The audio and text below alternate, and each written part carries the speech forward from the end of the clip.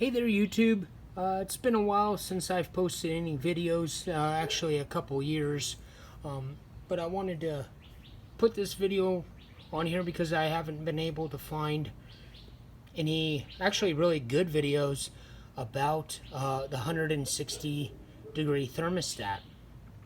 I currently have a 78 Chevy K10 pickup with a 350 motor, and I've got a 4-core radiator out of a big block, and when I put the brand new engine in from GM about 10 years ago, I went with a 195 degree thermostat, which is what it calls for. And I live here in Phoenix, Arizona, and as you probably know, the summers get pretty hot. I wasn't really comfortable with where the temperature was at. It was basically floating around 195, and stop and go driving would go, 205, even 210 on the freeway sometimes. And, I've been doing some research on some forums and visiting some YouTube videos, and I didn't really find anything that very clear. So I wanted to go over the basics. I'm probably going to make this into a two-part video. At the beginning here, I want to go over what I installed in the truck, and then I'm actually going to take you guys on a drive so we can experience together the difference between the two. Now, the thermostat I picked up was actually from CarQuest, and part number 13356. As you can see, it's a 160 degree thermostat, and a Fel-Pro gasket for the GM is 35062. This is my old thermostat, which is a 195. Anyway, moving on. These CarQuest thermostats are actually made by Stant, which through my research is made by Motorrad, and they also carry these at Napa, and I've had good luck with them so far, so no complaints there. But moving forward, we've been running the 195. I haven't been comfortable with the temperature, so I decided to try the 160, and I installed it with no problem. I didn't use any gasket maker. I simply just used the gasket, and I torqued the bolts down to 12 foot-pounds.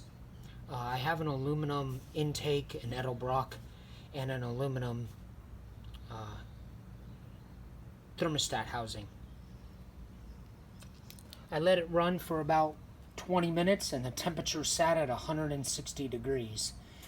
So one of the things I wanted to touch base on was through the information that I read, people were saying we're going back and forth between no thermostat, a low thermostat, and the factory thermostat, which is 195.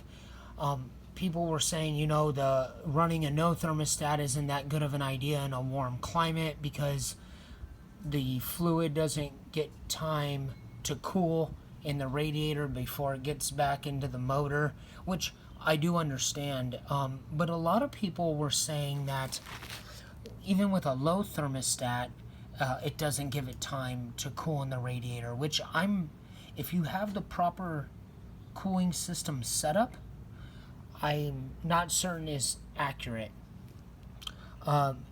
Reason being, I want to explain my theory. This is the thermostat, and the only portion that opens up is this metal piece. So it'll move down and allow fluid to go in there. But this perimeter here also restricts fluid